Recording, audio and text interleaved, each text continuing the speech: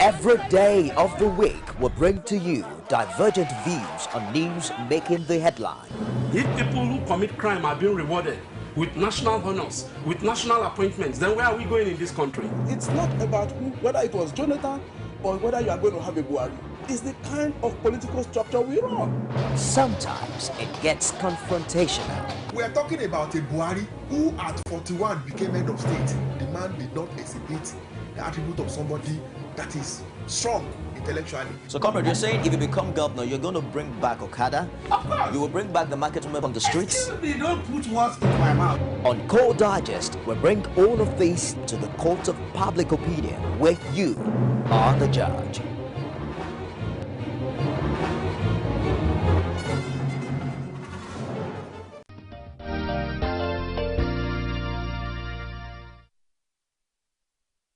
Thanks for staying with us. The program is Core Digest, exclusively for Core TV News. And we've come to the discussion segment on the program today. And I'm joined by interesting guests, I would say. On my immediate left, I have BESTMAN ABUMERE. BESTMAN ABUMERE is an insurance broker as well as a public affairs analyst. Good morning. Good morning. It's nice having you on the show. Thanks for having me. Yes. Then also on my extreme left, I have BAYO, AYO, who is a legal practitioner. Good morning, sir. Good morning, and thank you for having me on the program. All right, thank you. Well, this morning we're discussing something that a lot of Nigerians didn't see coming, and PDP in the opposition for how long now? How many years have they ruled Nigeria? And now they are in the opposition. So the topic we're looking at today is PDP in the opposition, ready or not. So I'll throw my first question to Bayo Ayo, who is a legal practitioner. Bayo, I want you to analyze the last election that just passed, an overview of PDP's performance in this last election. What do you think? Well, I think that the fault is not that of PDP, because people were just ready for a change. It really didn't matter for me who came on, because for 16 years we've had the PDP rule, and we've not really had better quality in our daily living, and so people had hopes of a better Nigeria, and for a better Nigeria you need to change a team, you know. So for me, the election went the way the people thought, and not necessarily the way the leaders used to think, you know. So to me also, one of the lessons learned in that election is that gradually the power is coming back to the people. At least to some extent our votes counted at the last election, and therefore I believe that the people are beginning to regain their pride of place, you know, in the community of the nation. Well, you talked about the fact that it didn't really matter that it was either PDP, because people just wanted a change. Yeah. But would you say the fact that the incumbent president had a play in what happened to PDP? Oh, sure, yes, he did. Unfortunately, he mismanaged a lot of things, because I've read a series of reports here and there, but one of the major causes to the entire system was the infighting, particularly the crisis within the then is it National or Nigerian Governors Forum, which led to the splinter group of those 5 governors that eventually joined up with the opposition to form the APC. I'm sure that the presidency and his handlers really mismanaged that, because they could have done it in a better way. There were negotiations that could have been made. There were compromises that could have been, you know, made. And the arrogance, I think some level of arrogance crept in, particularly having to do with power. You know, having been in power for 16 good years, it's as if we're untouchables. So anything we do will go. All right. BESTMAN, do you share the same opinion with him that the incumbent actually didn't do so well in government? I think that is if I want to consider it from the context from which the statement has been made, I would say the statement is relative. In the past, I've had opportunities of speaking in different radio and television stations, and I always have my own opinion, which is quite different from others. I am not a believer in throwing a baby away with the bathwater. All right? What do I mean? He has made very, very useful opening remarks. In terms of performance in government, Jonathan is above his predecessors, and I will continue to defend that. But corruption eroded every modest achievement he was able to record during this his outgoing tenure. Then coming back to the mismanagement of PDP, of course I cannot agree less with him. Perhaps they believe that they were the foot that holds the world. And as far as democracy is concerned, it's all about consensus. The idea of wanting to lord it over others when you are supposed to be equal partners in the project.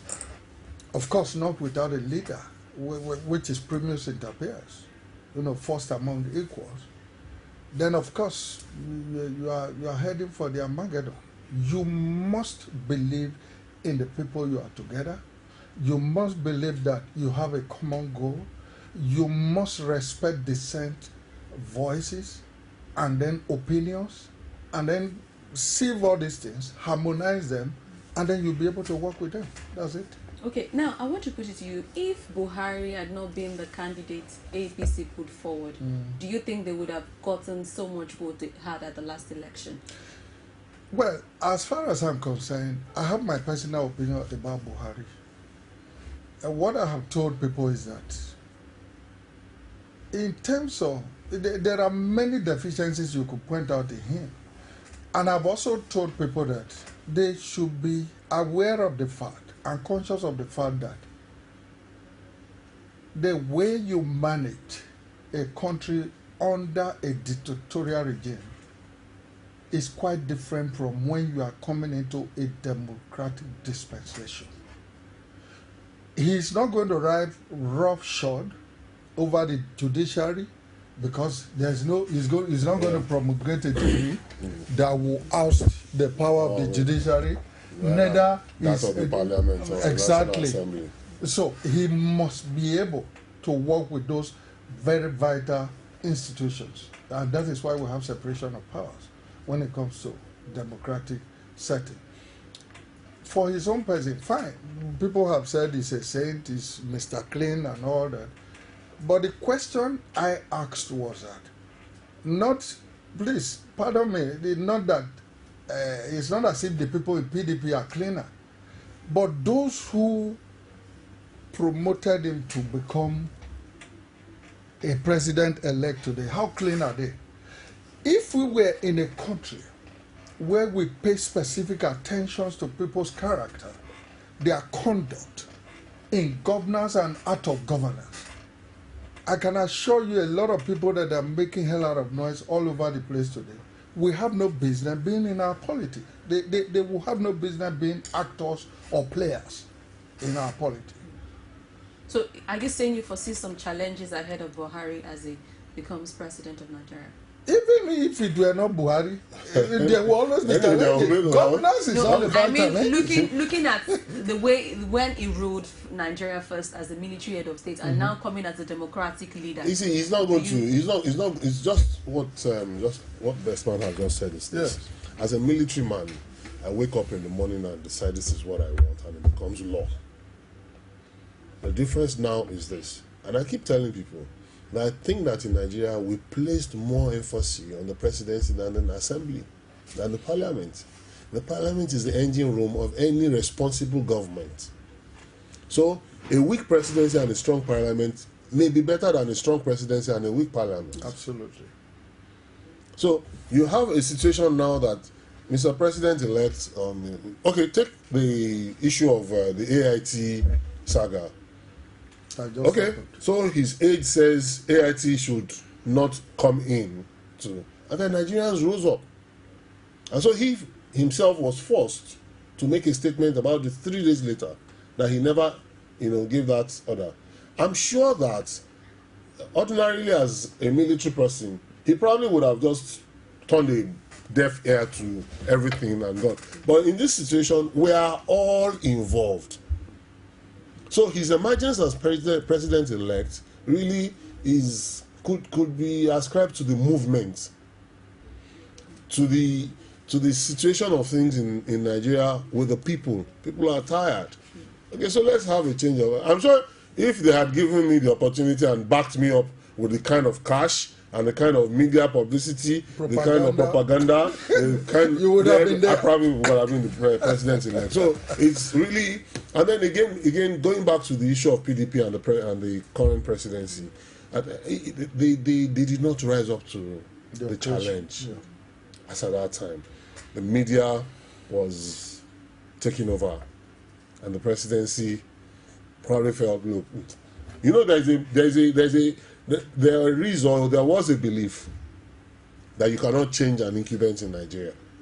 Yeah. Oh, it's all about money.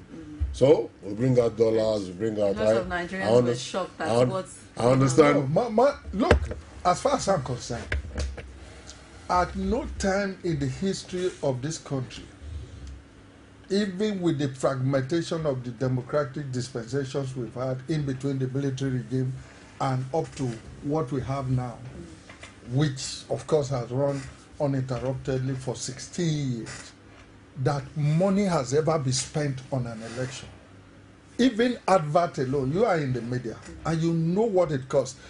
I have a client who is into public relations and advertising. I saw some flex in his office one day and I said, I hear that it takes about 75,000 to make this small thing if it is interior, but if it's on a major road, it's 150,000. He said, well, that is cheap because they work for one of the giant electronic, sellers in the country. And I was shocked. So I now married what he told me then with the amount expended on flexes, radio, television adverts, not to talk of the experts, as we were told, that were brought in from I told somebody, I said, no media house in Nigeria today would have an excuse not to pay salary.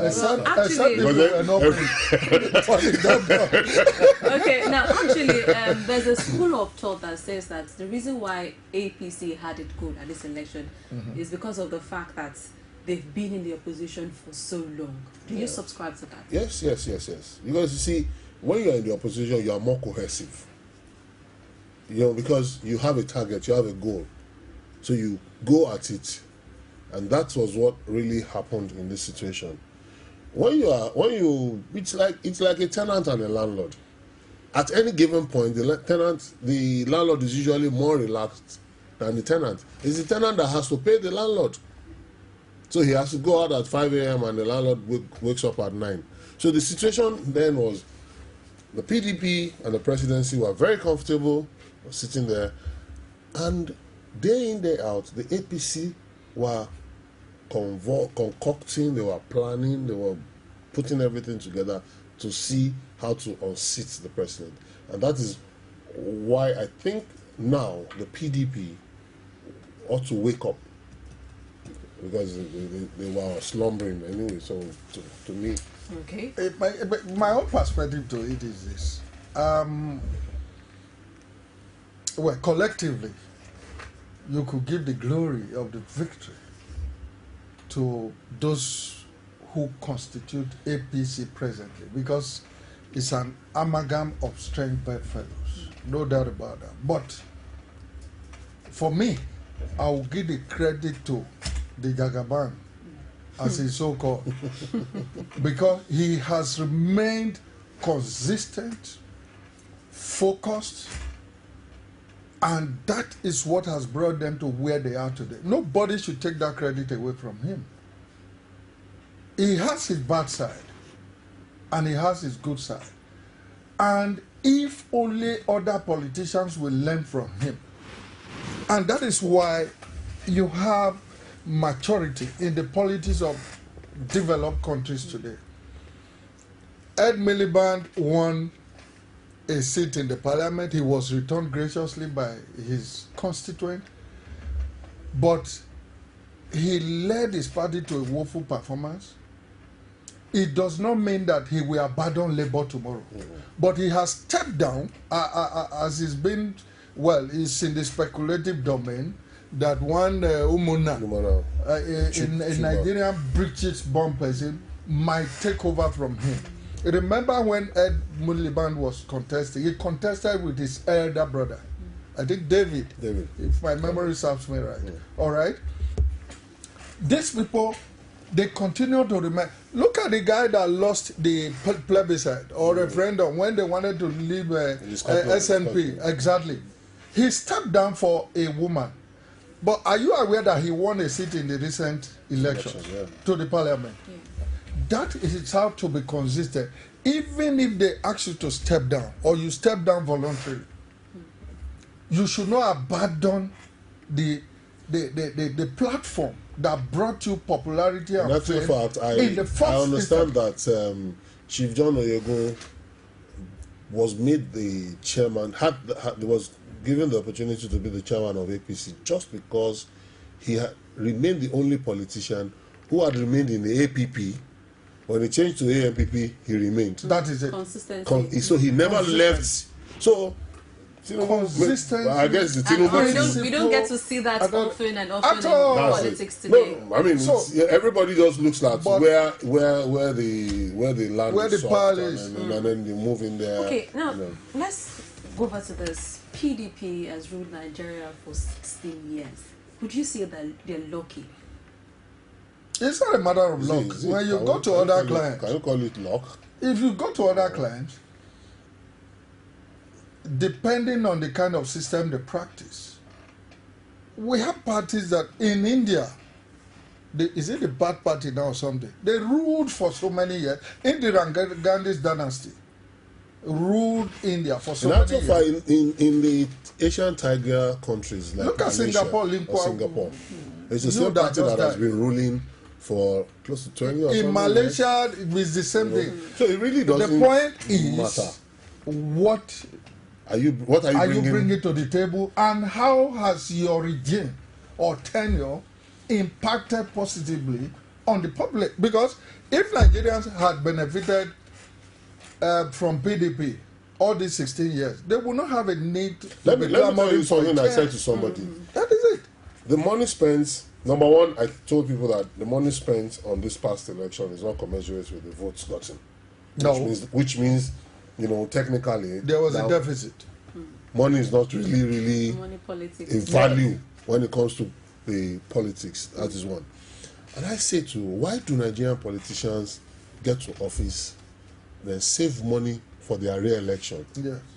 And rather than spend the money, because if you spend, say 50%, maybe 40% of what is spent on campaigns, on infrastructural development, I'm not sure anybody will need to your re-election will be automatically guaranteed. What do we want as a country? You will have less campaign. How about stomach infrastructure? Very important. I must confess to you. With the concept of I don't know whether it's Fayose. No, I think it's Malai Mohammed. It is. I guess that's where they get it from. That Nigerians expect stomach infrastructure. Let me tell you this. No. The way they took it, the concept was mixed up. Exactly. Was turned upside down. They said that was what Fayose used to win in Ekiti. And they are now preaching it, and they want to. Let me tell you, from the concept of the Fayose concept of stomach infrastructure cuts across the entire nation. Yes. You cannot tell me there was anybody, because I saw pictures of bags of rice with pictures of APC, PDP. Money stuck into there the was, bread. There was even I think the one in Oyo State where a loaf of bread was produced on the picture. Then in Osun State, they actually said Maregba Shola Fufu or something. So everybody does it. Everybody does it, and that is also identifying the weakness in the system. That the politicians know that people are hungry.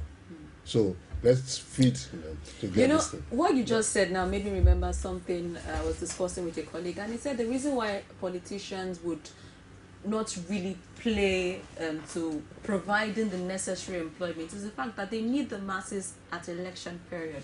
You see, that's the irony of the whole thing. If you provide good schools where people are employed, and I am earning a decent income, why wouldn't I vote for you? No, it's a Machiavellian concept that when you empower the downtrodden, you are empowering them to be able to get at you, and that the only way you can continue to have them subjugated, coerced, and then make them dance to your whims and caprices. Do you think that is really right? Of course, if people are putting it in practice. Are you not experiencing it in Nigeria? There is nothing untrue about that concept. Because, let me tell you, what we have tolerated in this country, when you look at what Nigerians have been through holistically, we never be. I remember in little Zambia here, ordinary price of staple maize meal, because it's a staple food for them, was increased marginally. You saw the riot. You saw the riot. The attempt in Burundi. The coup attempt in Burundi. It's just because the guy tried to change the constitution. Exactly. We've had leaders in this past who spent so much money to change our constitution. So we're very resilient in Nigeria, no doubt. Very, very resilient. And that is why, to me, the difference between the APC and the PDP currently really is just between 6.5 and 0. If Obasanjo had been the president of Nigeria, do you think APC would have added this easy? No. Easy? Would they be in existence? No. They won't be in existence. Why is that? No, they won't be in existence. You know how Garulos Obasanjo, he doesn't care who. You see, they won't if he want to have his way. No, they won't even be in existence in the first instance. They won't be in existence in the first instance. So there's no point to discussing that, because it is only when you are in existence that you can find things easy or difficult. Obasanjo won't allow such. No. Obasanjo would not. Obasanjo only tolerated. And that was what pained him about Jonathan, that he was not. Remember his letter. Firm. You remember his letter to Jonathan. He stated there clearly that Jonathan was allowing opposition to take over PDP states. That is it. Now, firmness. What does it mean about Jonathan not being firm? I don't really. Maybe you should explain. In his opening remark, he said it. He lost control. Let me tell you, when people are drifting away from the vision and mission of a particular organization, you whip them into life. It's not in every situation you say let them go. Imagine you having trained an engineer.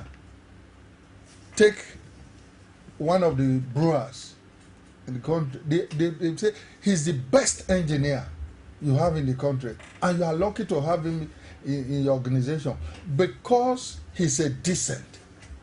You now take that to mean somebody who is confrontational, and therefore you must leave the organization. Your competitors will only be too happy to grab them. If they were looking for people who will be gentle like Jonathan all through the PDP, then of course they have not paid the price. You must. I remember when Ganifa, of blessed memory, died. Obasanjo. You know, they were so far apart when it comes to relationship.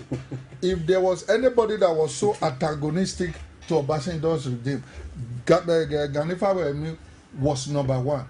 But there was a forum he had cause to commend him. He said, look, if you don't have people like Ganifa in a country, the country is never going to move forward. You must be able to have people to challenge you, but that does not mean that you will now use jackboot on them.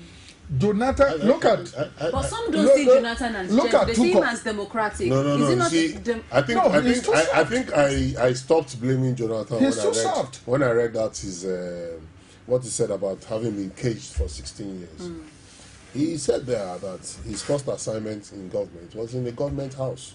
His last assignment was in the government house. So they brought him in as a civil servant into government house as deputy governor. He rose to become the governor or the acting governor, vice president, acting president, president. So he didn't have the sagacity to move. He wasn't exposed as far as I'm concerned. He did not develop the thick skin for politics. The only dependent. He stayed there for a very long time. So why? That's just the point. He stayed there for too long. He stayed in one spot for too long. See, he said it the other day. Even the Bible says that Jesus went about doing good. Jesus went about. He didn't stay in one place. You see, staying in one place, sitting in the Aso Rock and listening to people is detrimental. He even said it that day that the reforms he brought about in the electoral process has cost him his job. To some extent, that is true. You were introducing reforms. You allow your aides like INEX and other institutions to bring about reforms, but you didn't know that the reforms, if not well handled, will consume you and your party. Tuchel did not help matters when he was there because he was a rigid chairman. And it was during his tenure, the likes of Ameji, Bugaje, and others left. You understand? But Tuchel said that because there was a lot of indiscipline and internal crisis, so he had to bow. So look at where the indiscipline has brought them to. When you want to discipline people, it doesn't mean that you should not hear them out. You understand? There's a saying in my blade that says that, look, even when a hen has drifted precariously, you must first of all drive away the hawk so that it will not go with the hen before you tell the hen, why did you go that far? Didn't you know that you were treading dangerously? Let me also say something. I'm not a great fan of Obasanjo. No, neither am I. But one of the greatest mistakes was allowing Obasanjo to go and hobnob with the opposition. What did Obasanjo request for? He said, get rid of 1, 2, 3 people, and you and I can be friends. Now, if those characters, it's not as if those characters were so wonderful. It's not as if they had the kind of moral standing that the nation really desired. So you could have at least sacrificed them to retain what you have. So you allowed a free hand. So somebody like Obasanjo, well, I will sit in my A good example is the VP.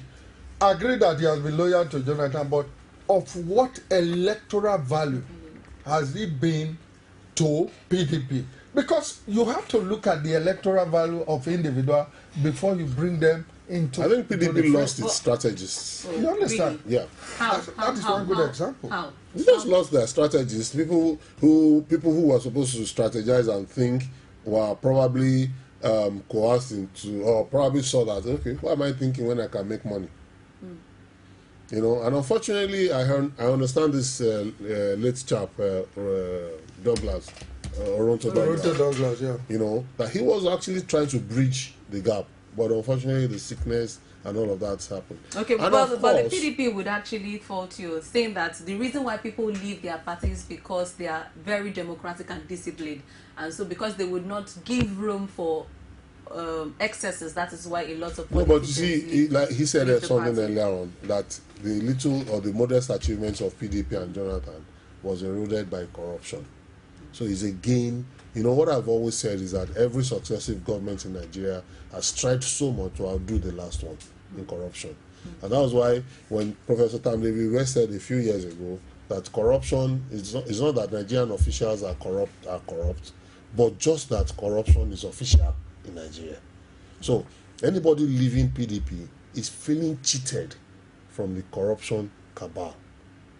Maybe he's entitled to 1 million naira and somebody's preventing him from getting it. Not that Not that they are clean. Not that the entitlement is deserved, but you know. So don't shout it corruption. How did Obasanjo how clean are they? Obasanjo said amongst thieves.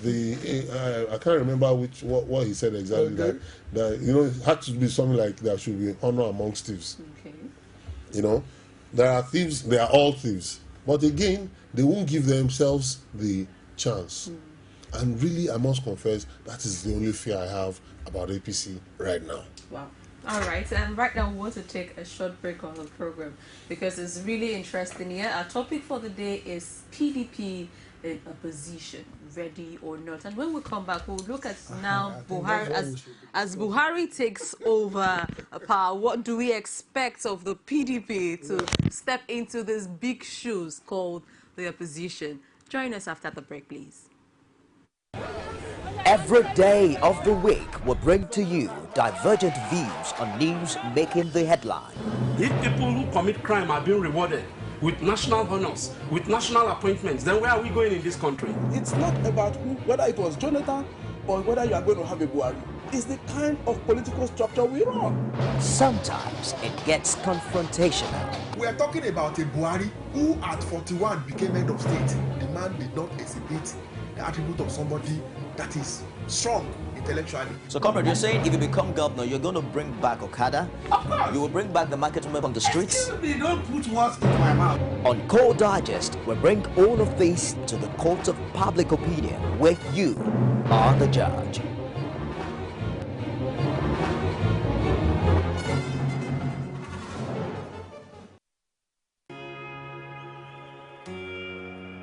It is often said that the future belongs to those who believe in the beauty of their dreams. But what about the things in life that actually inspire us to believe? Like the things that drive us, the things that move us, and even the things that remind us that the sky really isn't our limit. Because when we are inspired, we are led to future greatness. But first, we just have to believe. One day I want to build Nigeria's first aeroplane. I know. One day you'll make us proud. Rich and creamy pig, extra fortified with 28 vitamins and minerals. Here's to 60 years of nourishing dreams and inspiring the future. The future is bright. Reach for your peak. Introducing Smart Connect, we get plenty awoof to allow you talk, text, and browse nyafu for tin in the money. Igwe. Say you know say with just 200 naira recharge card, Airtel they summer me with 200% bonus to yarn more with any network. Now you not call me your fiance. Relax.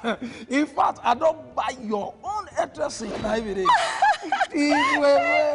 As correct vessel, anytime I recharge 200 naira and above, Smart Connect they suffer me with free internet to browse. If you want to make your family follow you enjoy, buy your 4-in-1 family pack for the price of one. Oh baby. Akororo. This girl too, na family and friends. No carry last to buy your Airtel SIM today. Airtel, the smartphone network. Every day of the week will bring to you divergent views on news making the headline. If people who commit crime are being rewarded with national honors, with national appointments, then where are we going in this country? It's not about whether it was Jonathan or whether you are going to have a Buhari. It's the kind of political structure we run. Sometimes it gets confrontational. We are talking about a Buhari who at 41 became head of state. The man did not exhibit the attribute of somebody that is strong intellectually. So, comrade, you're saying if you become governor, you're going to bring back Okada? You will bring back the market women on the streets? Excuse me, don't put words into my mouth. On Core Digest, we bring all of this to the court of public opinion, where you are the judge.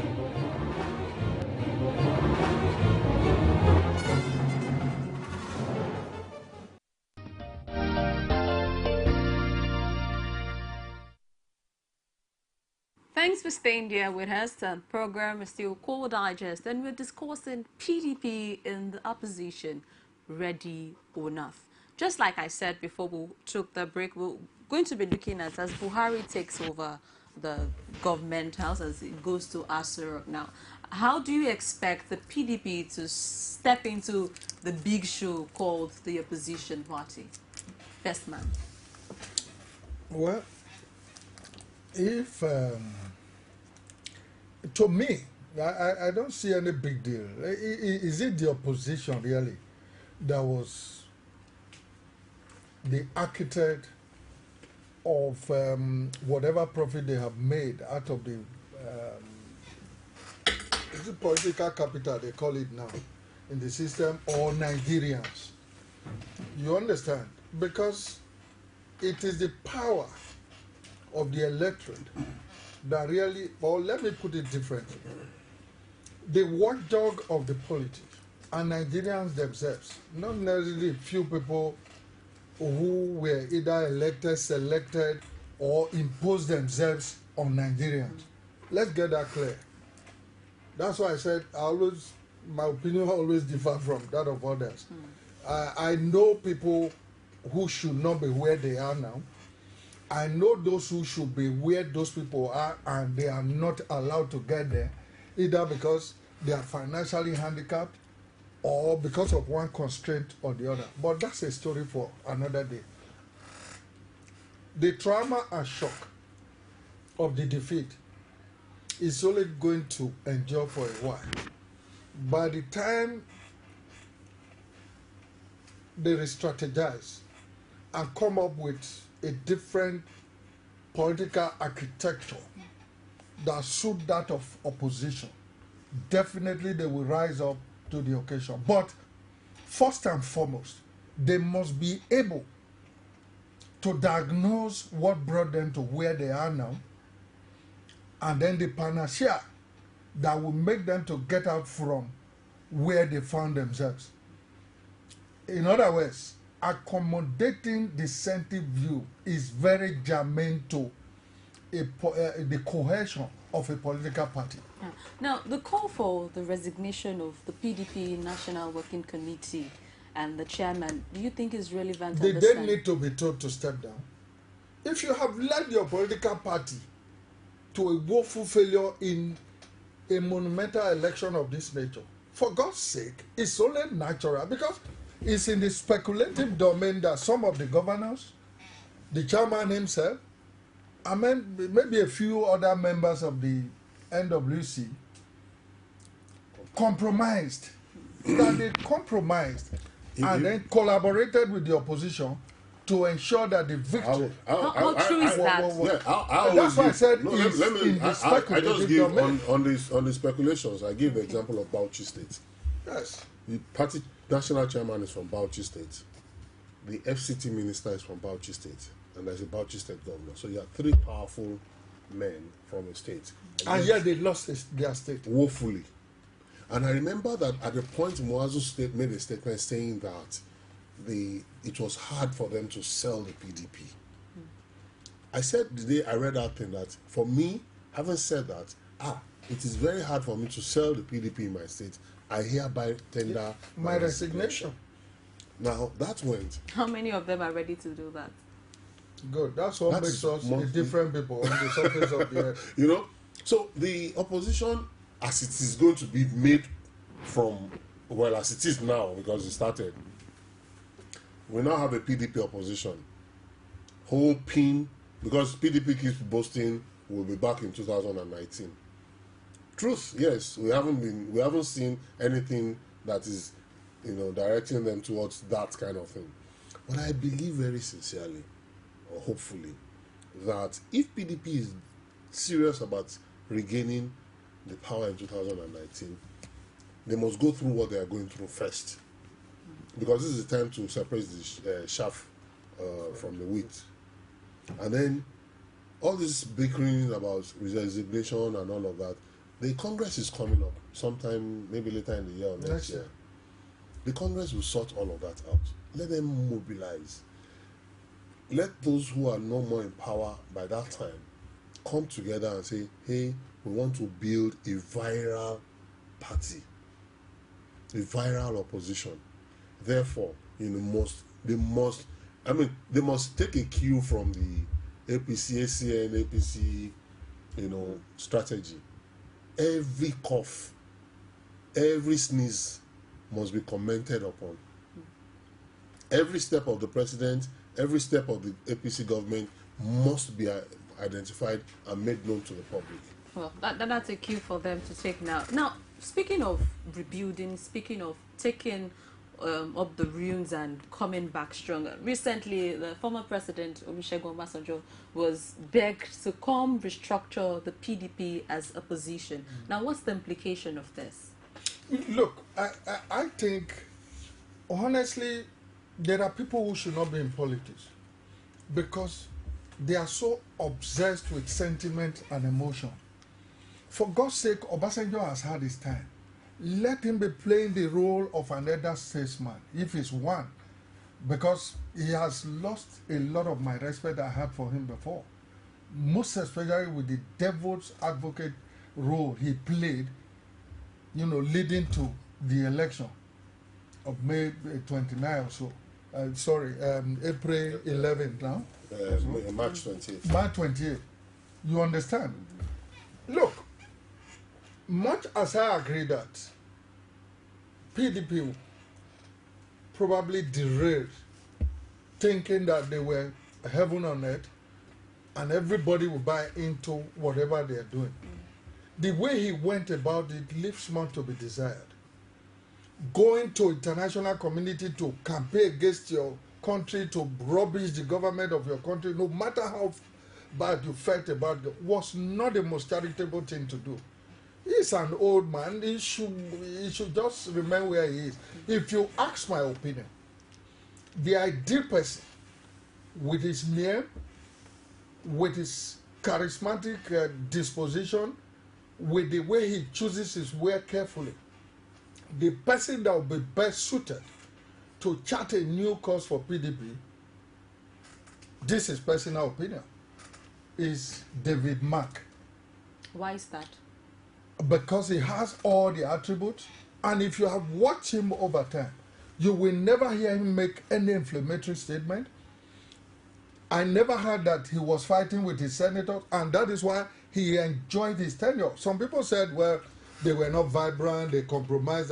Of course, looking at the caliber of people in the Senate, I'm not saying that all of them are of unquestionable characters, rather. You will know that that is a house or a chamber of an arm of the National Assembly that people who constitute it should be revered because of the way they will go about doing things as far as making laws and then performing their oversight functions are concerned. Yes, you have a lot of people in the House of Representatives. It is expected that you will have people who are so vibrant, some with adult exuberant, since there's nothing like youthful exuberant, adultful exuberant, and what have you. We gave it to them. That is why they were climbing the gate in the first instance. Because a respected distinguished senator will not go and climb the gate because ABBA sent police men after them or lock their gate. That is just by the way. So there is no way. I don't think I'm supportive of the idea of going to a passenger on their knees to beg him to say, come and build a PDP. My position, I cannot agree. I wish I could agree less with you, but I think I'm on all fours with you on that. There are things we need to begin to practice in this country. The word is called retirement. You see, since 1960 till date, you hardly find a political family in Nigeria that is transcending one generation to the other. Everybody plays it and plays it till they die. Why call Obasanjo again? Probably because he has experience and he's done it well before, so they think he could do it better. He's seen more like the godfather of He's PDP. never been in opposition. come, when we put the indices down, and I tell you one thing, in measuring achievement, apart from the short stint, when he succeeded the late Murtala Muhammad, his 8-year tenure was, to me, a monumental failure. Look at Lagos-Ibadan Expressway. Look at Agege Motor Road. Look at so many federal roads in the Southwest. Which one did Obasanjo construct? But what did they put in his place? I knew what Babangida did with power for the 8 years he was there. You go to Minna today, you can hardly drive on any road that has potholes. So, I mean, it's neither here nor there. Okay, now, people would actually praise Obasanjo because they would say that when the Boko Haram insurgents were actually getting overboard, that Obasanjo came to assist, but they are faulting President Jonathan for not heeding to his advice. Why did they not buy out? You have to fault President Jonathan. It is not, everybody has an opinion about everything.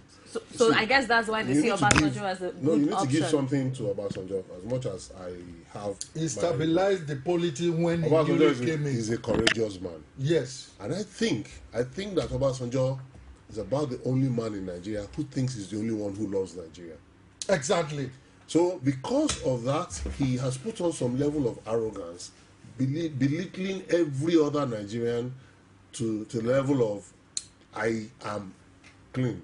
I watched a clip on the internet recently when a journalist was taking him up on his government. I said, he took him up on Halliburton, on Siemens, and all that. And Obasanjo, I'm sure if he wasn't on an international set, he would have abused the chap. Yes. For asking him something. The guy went on to say, okay, look, your daughter has been said, look, I cannot be held responsible for what my daughter does. Yeah.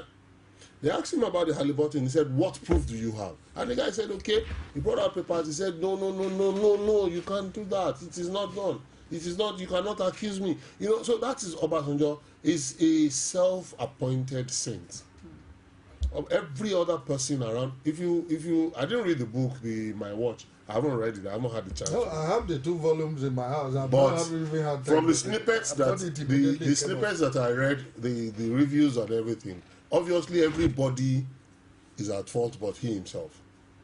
He appropriated to himself a repository of knowledge. But they don't seem to stand up to him to challenge him. They even seem to... told him. He said that he's an incorrigible, addicted... Let me also tell you one thing I've noticed about Obasanjo. I mean, people in the party, if they want him to come and restructure the party, I guess they see a messiah in him. Who are the people calling? The party members. Those who are like him. Go and check. I do not know. I haven't read the report, but I can bet it that those who are calling for him to come are those his people that he planted and left in the party. And they have benefited from because him immensely. He has never taken responsibility for anything. No. Go and check. So if somebody is calling him to come back now, that person should cover his face in shame. Because whoever made that statement also shows that that person is incompetent. Is he only Obasanjo in this country? I don't have a problem with it. But when is the next generation coming to take over? Or when are they taking charge? That somebody who is younger than Obasanjo will now say that Obasanjo should come and help restructure the somebody who is going to be 80 years. You are relying on him. Well, probably how much technology does he know?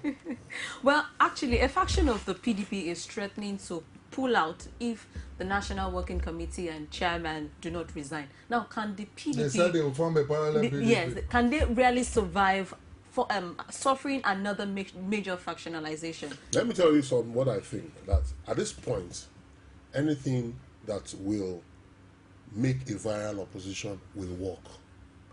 PDP doesn't have to be in existence. The PDP is just 3 letters, PDP. They could come by another name. After all, where is CPC today? How? Where is ANPP? Where is ANPP? Have they not all been collapsed into APC? If you have a situation... There is no AC again. If you have a situation where some people feel like, look, you 1, 2, 3, 4, 5 characters are the one that cost us this.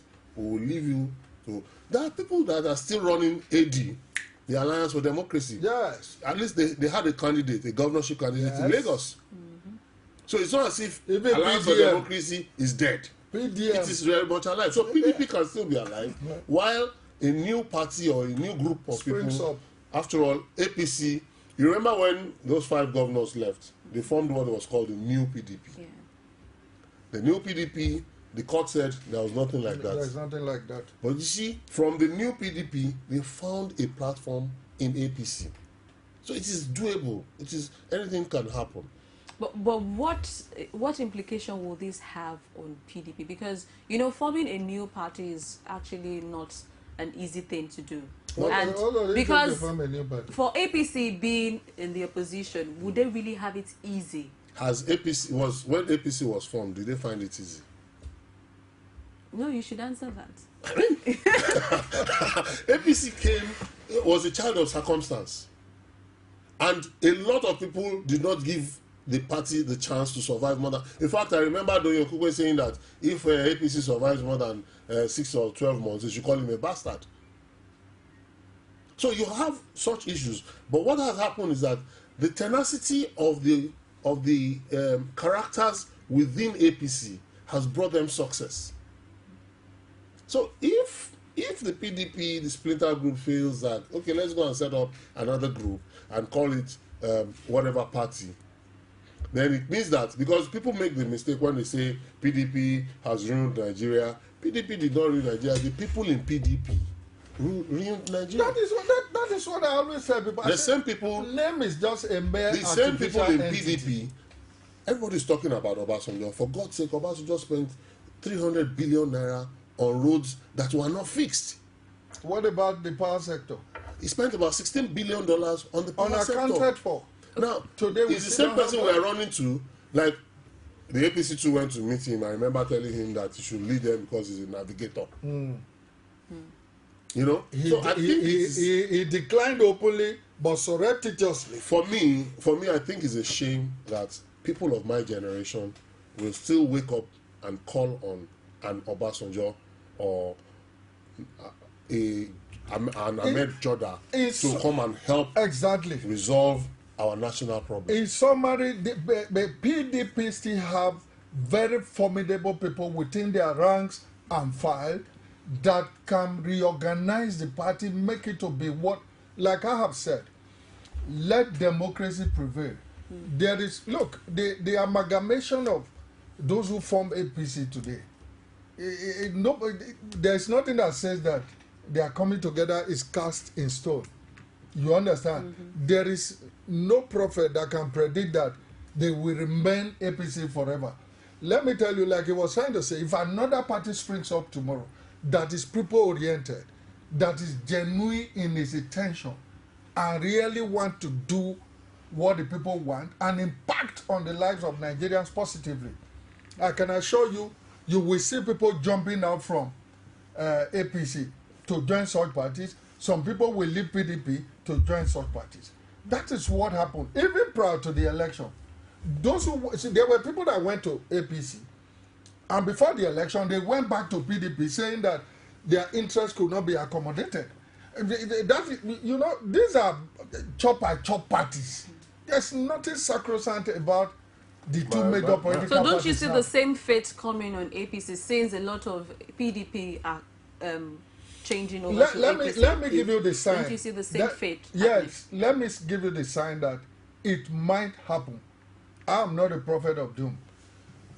For example, the governors that were elected under the auspices of APC went to Buhari the other day and told him, sir, this is our list of ministers we are nominating, 3 from each state. Not only that, we are in financial crisis, come and bail us. And I love the answer the man gave to them. He said, first and foremost, there is no constitutional provisions that says that I must accept your nominated candidates. Why don't you go back to your states, look for capable hands that will help you rebuild your states? That is one. 2, he said no. Some of you have been 2-term governors. Where is the federal allocation you have been collecting?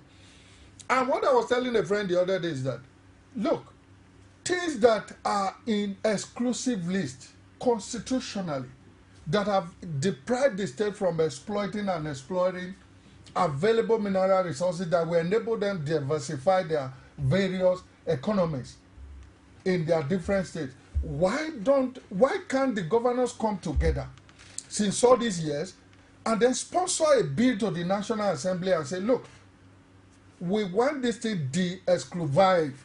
You understand? In other words, remove this thing from exclusive list to concurrent list so that we can diversify our economy. But the oil money was so sweet.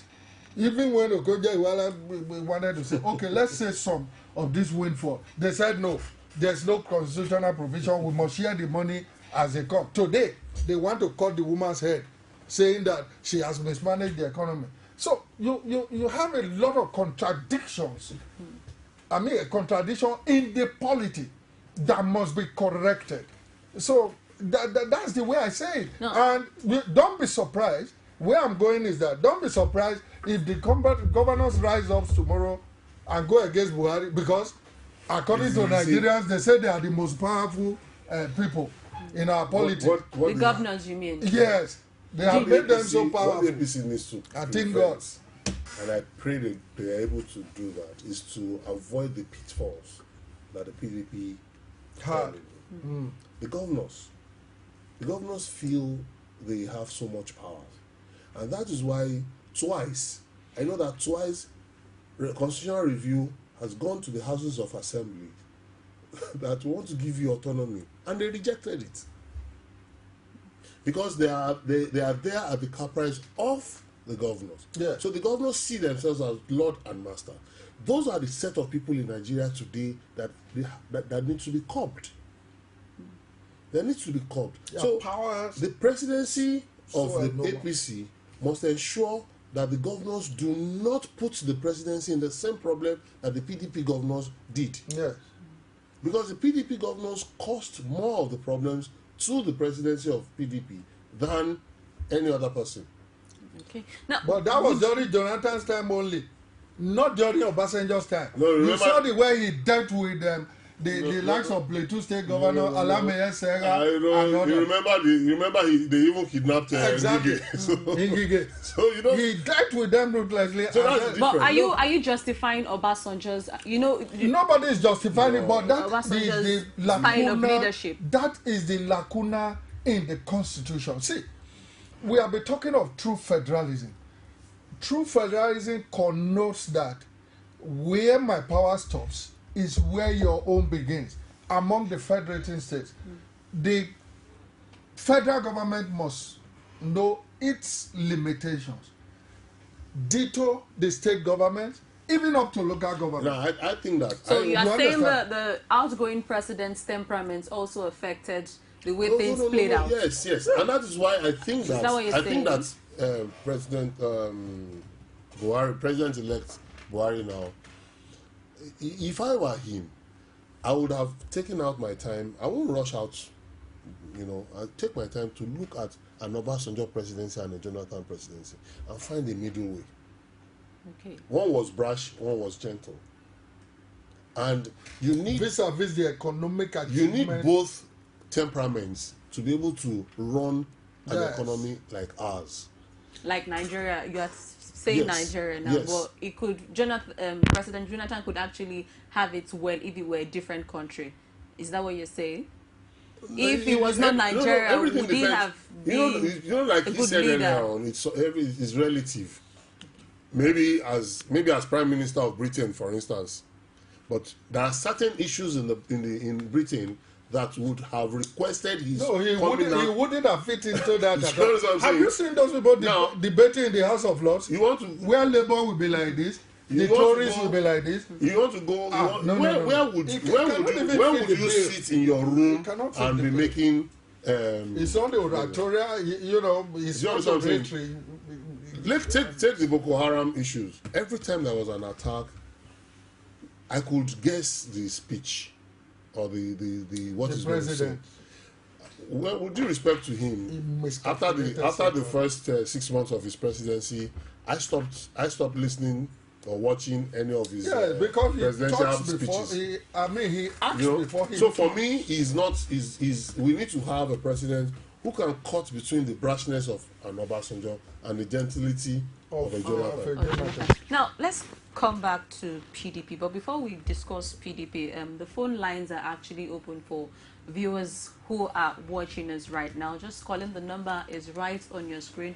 Call in to give your comment. The topic for discussion is PDP in the opposition, ready or not. Now, let's come back to the PDP. Do you see PDP as a party that has actually learned their lesson, judging from what you see play out? Yeah. We cannot say now. For now, they are still going to recover. You know, they are in a coma now, according to the man. So they are trying to revive them with oxygen to make sure that they survive. By the time they come out of the coma, then we'll be able to know.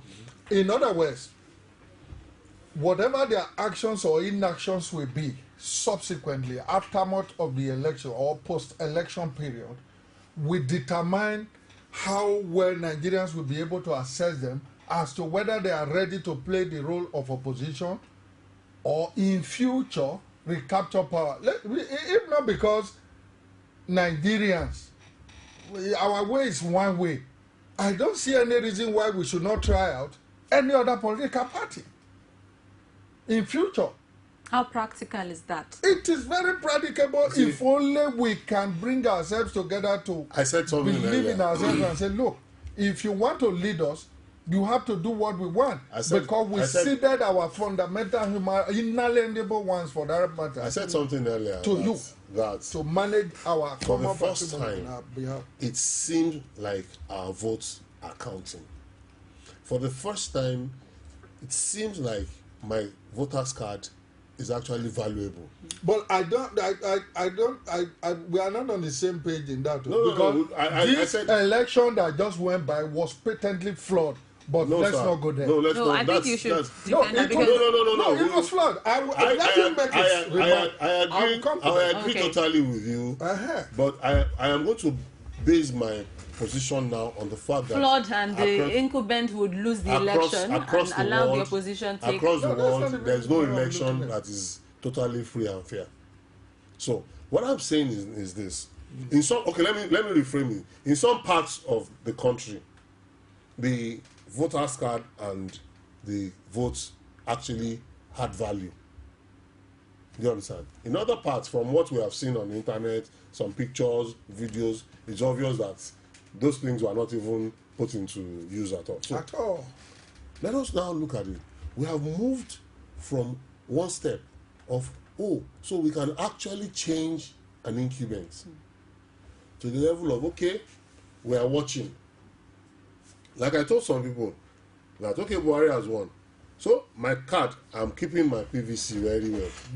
In case in 4 years' time, I don't get him to have done, I'm not expecting him to do 100% of I'm not even expecting 40%. No way. But let it see that, okay, we have moved from where we are a step on the way to where we're going, not necessarily arriving at our destination. So, in 2019, God willing, God keeping us alive, I can then say that, Mr. ABUMERE, you're in SDP party. You seem to be the one to earn my vote, so I am going to give it to you. And you are going to say, for instance, in this last election, the woman, Professor Shonaya of Kowa Party, she gathered some votes. Surprisingly. One of these guys of NCP. So it tells you... Matis or Novo. It tells you that indeed people are conscious of what they're doing. So we're going to continue. It's a step. We've taken a step. And you know, some Nigerians actually made some interesting remarks about these new parties, but we'll talk about more on that just after this break. So stay with us, please. Every day of the week will bring to you divergent views on news making the headline. If people who commit crime are being rewarded with national honors, with national appointments, then where are we going in this country? It's not about whether it was Jonathan or whether you are going to have a Buhari. It's the kind of political structure we run. Sometimes it gets confrontational. We are talking about a Buhari who at 41 became head of state. The man did not exhibit the attribute of somebody that is strong intellectually. So, comrade, you're saying if you become governor, you're going to bring back Okada? You will bring back the market women on the streets? Excuse me, don't put words in my mouth. On Core Digest, we bring all of this to the court of public opinion, where you are the judge.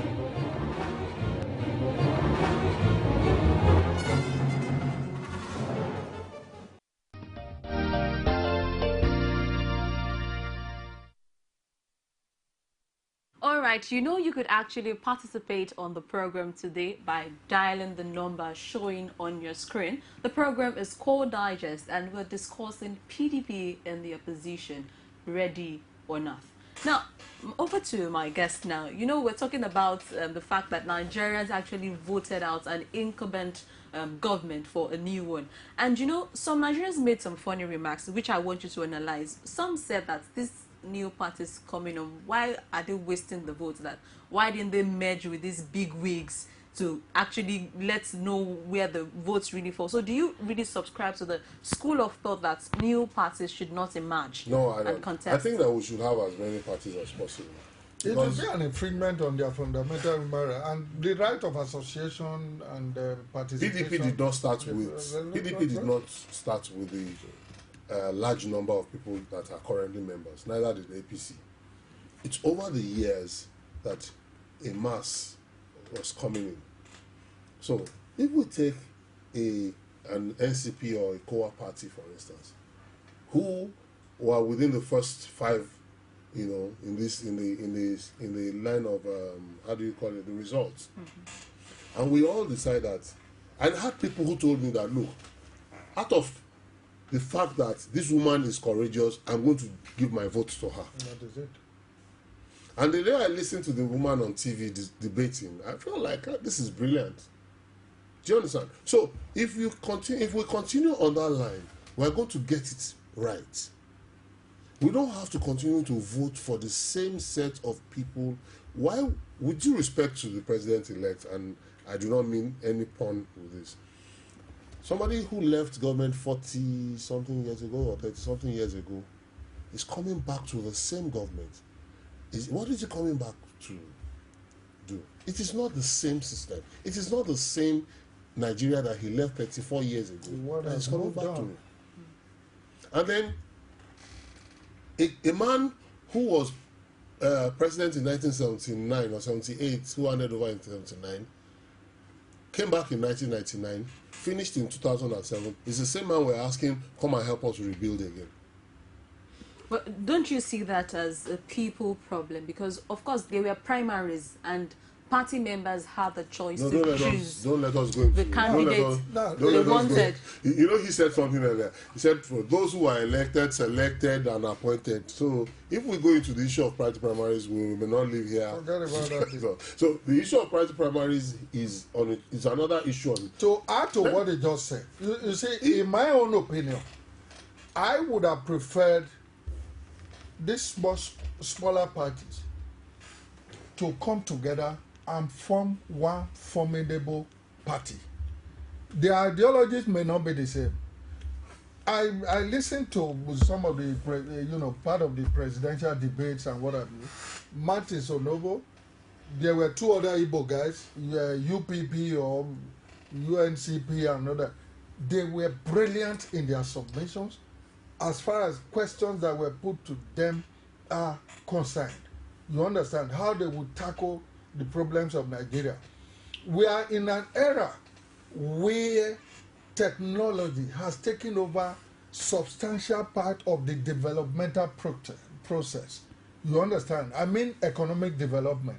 So the people of yesteryears who cannot even punch the computer has no business ruling us these days. We need younger people. You see, but the mistake our people make is this. I remember in one of the radio stations when Professor Patutomi was their guest, and I asked him, that was when he contested under, is it ADC? African ADC. And I said, sir, wouldn't it be better for you to start from the Senate or House of Representatives and then build your political career from there? He said, no, it's because the dream he has for the country is far, far above that position. Trace the history of Obama there. Bill Clinton, David Cameron, even this Umuna. You see, they started from somewhere. They have to build their political career up before they got to where God actually said they should be. But do you think the Nigeria that is how it should be. Political environment gives room to young people to rise and become from all indication, the parliament that is coming up, there are a lot of young people there that have been elected. I think one of them is even about 30 years or so. I saw one that was interviewed either on channels or AIT yesterday when they were doing this, their induction and what have you. So the point is there are certain inhibitions that prevent some people from going into politics in this country. One is what are the inhibitions? Chief among them is courtesy. Secondly, financial handicap. Because people believe that if you don't have this, Ghana must go bags of money to share around. No matter what the grammar we speak here, an average Nigerian believes so much in money and not thinking of what will better his tomorrow. Why not vote for me that has no money but has good intention towards your well-being than somebody, a politician once said, why would somebody come and question him when there was this section where people were saying, why is it that once they assume office, they make themselves inaccessible? Don't you think the hunger in the land make people do these things? No, wait. It's still all about leadership. When you are crying, you still see it. You don't close your eyes. It's still all about leadership. There's something about change. The change is not handed over. It is grabbed. And I think that was one of the things that Ashwaju Bola Tinubu, said to inspire the APC mantra. You want to get this thing away from this person, you're looking like, oh, please, when are you going to give me? You need to grab it. The younger generation needs to be more courageous. See, I said something earlier. Does the imagined amount of money spent on the last election, does it commensurate with, or was it commensurate with the number of votes gathered? It's more than 2 years budget of this federation. Do you understand what I'm saying? So it means that money does not really have a part to play. Because when we hear bogus amount, somebody collected 270 billion to go and mobilize in the northeast, and the person pocketed it. It means that only one person got the money did not spread. So that person has only one vote, and probably that of his immediate family. How does it help your cause? So how does it? So you need to, the younger generation now need to wake up and say that, look, number one, the population census has confirmed that the younger generation is about 67% of the population. Yeah, demographically. Now, if that be the case, what are the young people doing to mass themselves together to ensure that, not necessarily in 2019, but in about 2 or 3 terms after that, you're able to say, we will produce, just like you were saying, a member of the House of Assembly in one state. Everybody wants to be president. Even in 2019, the younger generation says that, look, every state must have one of us as a member in the House of Assembly and a member of the House of Reps. Yeah, taking a step forward. No, as a way of getting back on their feet, a lot of people would say the All Progressive Congress won because they had something called structure. Yes. They say they had the party structure. So why is it? Why do you think this is not seen in the People's Democratic Party? That was for treacherous. Well, somebody. No, I would even say that in 1999, PDP had a structure. That was why they won. Of course. But over now let's talk about the structure. No. If you ask me to analyze it, it's so simple. Fine. Remember that people decamped from PDP, most especially the governors, to APC. And like we said earlier on, the governors are so powerful. That is why they always want to be in control of the political structures of their various states. And once you have that, you have everything to yourself. So it was like, oh, I'm coming to your party, I'll make my structure available to you. Otherwise, what structures were they having before? CPC was prominent in the Northwest, to some extent in the Northeast. Not even North Central. PDP, CPC, that is, that collapsed into APC, present APC. The other man had PDM. It was neither here nor there, but it was a pressure group within PDP, that is Atiku Abubakar, the former vice president.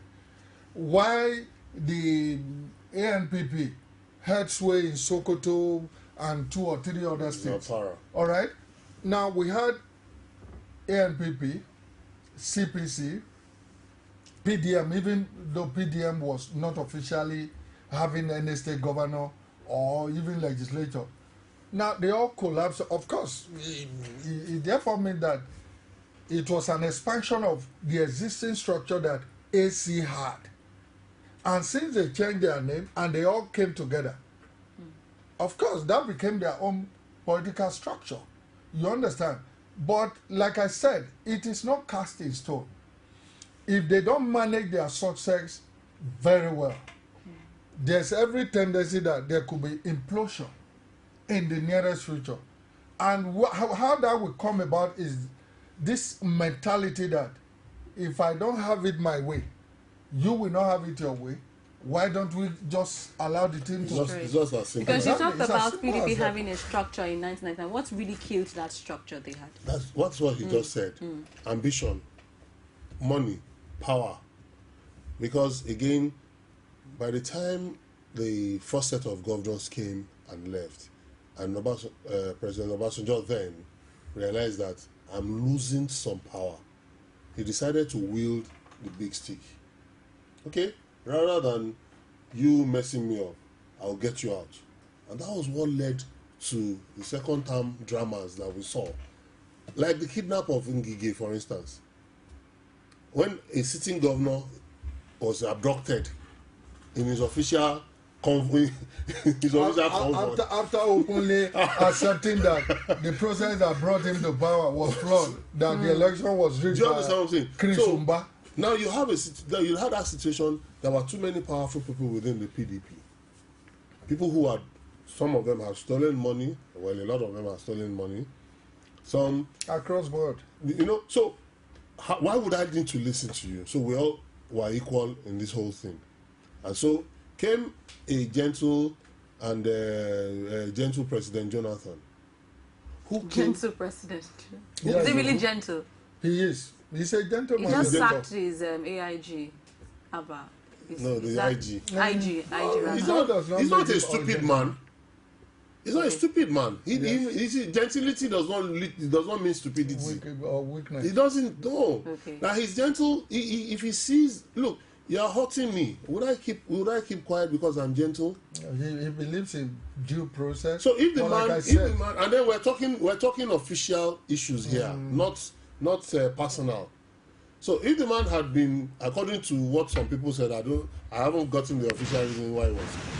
If the man had been disloyal to the government, what was it doing there? Okay. It's just because we do not have the culture of resigning when we ought to. I am not aware of any court order that was disobeyed during Jonathan's tenure, and that it was an offshoot of late Yar'Adua's regime, because immediately he came in and said there will be no room for impunity. Once a court gives verdict, what I also tell people is this: when people blame Jonathan, I ask the question, what did he promise? He didn't promise anything. He didn't promise anything. The man just told us that he had no shoes. He promised a good Nigeria transformation agenda, like you said. So he said he would leave a legacy. Those transformations in the agricultural sector, in the You Win project. Well, let me say this. In the empowerment. Let's say this. You know, he said something earlier. He said something about the trains. You know, he said something about modest achievements, and we can only compare Jonathan to President Jonathan to President Obasanjo. Okay. You mentioned 3 things now. You talked about trains, talked about agriculture, and what other thing? Empowerment programs for. I can tell you, without fear or favor, that Jonathan did better in. He has shown his predecessors than Obasanjo. Okay. I keep telling people that as bad as the system is, I've taken the rail system from Lagos to Osogbo twice. It took us in recent times. Yes, sir. Okay. It took us about 6 hours though. Right. But on the second occasion, I decided to come by road and I spent 7 hours. Oh. Wow. So that's some improvement. Okay, let's go on this break. So for me, no matter how pedestrian or pedestrian that is, I think there is an improvement. All right. But I'm sure that the new government will do better. Okay, so. Let's go on this quick short break and we'll be right back. Stay tuned, please. It is often said that the future belongs to those who believe in the beauty of their dreams. But what about the things in life that actually inspire us to believe? Like the things that drive us, the things that move us, and even the things that remind us that the sky really isn't our limit. Because when we are inspired, we are led to future greatness. But first, we just have to believe.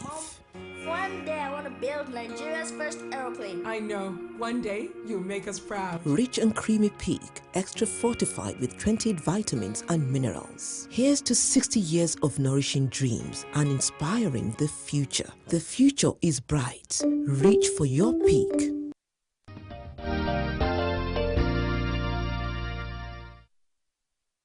For staying with us on the program. Really, it's been an interesting discussion so far as we look at PDP in the opposition, ready or not.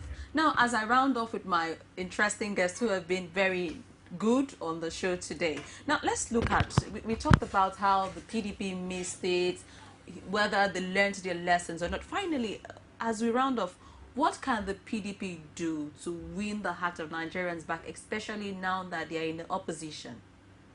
Well, if you ask my candid opinion, the kind of opposition APC played before coming to power was not the best at all. Why? Because they were only into critique. And with due respect to their publicity secretary, if he tell you 10 things, believe that only 2 are correct, and you need to examine those 2 very, very well. It was part of the propaganda. Let me finish. I may have a different opinion. Good. Okay. Apart from that, the role I want PDP to play is this. By the time they are able to reorganize themselves and get back properly, don't only see what is bad in the present day government or what is good about it. Whatever is bad, profile solution. Say, look, I think if we do this thing this way, it will be better and be beneficial to the society. Whatever is good about the government, commend it. That is how to play the role of an opposition, and not crucify it. To a very like to BAYO shares the different opinions. Yes. I think that all is fair in war and in love. Politics is assumed to be war. Why? Is it No, like it's that? not. It's not like that everywhere. There should be an element of decorum and decency. I agree with you. No. I agree with you. But I am saying that if my opposition, just like the APC did, will not sleep while I am sleeping, why would I need to blame them? They were on their toes. APC was on its toes 24/7 because they needed to grab this thing. Yeah, we know. And let me tell you, sir, if Lai Mohammed is the person you are referring to, the publicity secretary, if he told one lie, it's just a part of the whole. Sir, what stops the PDP from making those things, the correction immediately? And we're all Nigerians. Olisa Metu was not there. It was Doza. So can that be APC's fault? It means that PDP, like I said earlier on, left everything. People may hate Kayode and Fayose. Me, I don't hate them. If the PDP had 10 of them, these people would not come to power. Do you understand what I'm saying? So if you had a Lai Mohammed, and then you could You're not... saying they should make more noise, is that what you're... No, for example, if Lai Mohammed did not publicize their achievements, that is the problem. Until I remember President Jonathan saying that people are not publicizing the achievements of his government. Is that the fault of the APC? No. The APC saw it. And they capitalized on it. They knew what the business was. It was a big hole. They knew what they wanted. They sat down and said, look, this is the end goal. Yes. So they started from the onset. While every time, you see, in war, it starts gradually. When the whole thing started, what did PDP do? Oh, Tinubu has bought all the papers. Why not buy more? Okay. So now the advice to the PDP is to publicize more and make a lot of noise while you're in the opposition. No, not noise. Not noise. Because you see, let me tell you, let me also tell you, they have to be constructive in their engagement because people have lost confidence in PDP. Okay, all right. And so for PDP to say anything and I will listen, it has to be something that is highly constructive and then it cannot very be. Correct. Some of their state governments did very, very well. It cannot be like Lai Mohammed will tell you. Thank you very much. We're so short of time right now, but it was nice speaking with you both. In fact, I enjoyed myself, and I hope my viewers out there to share the same opinion. Do well to join us next time on this station for another interesting episode of Core Digest. Bye-bye. Every day of the week will bring to you divergent views on news making the headline.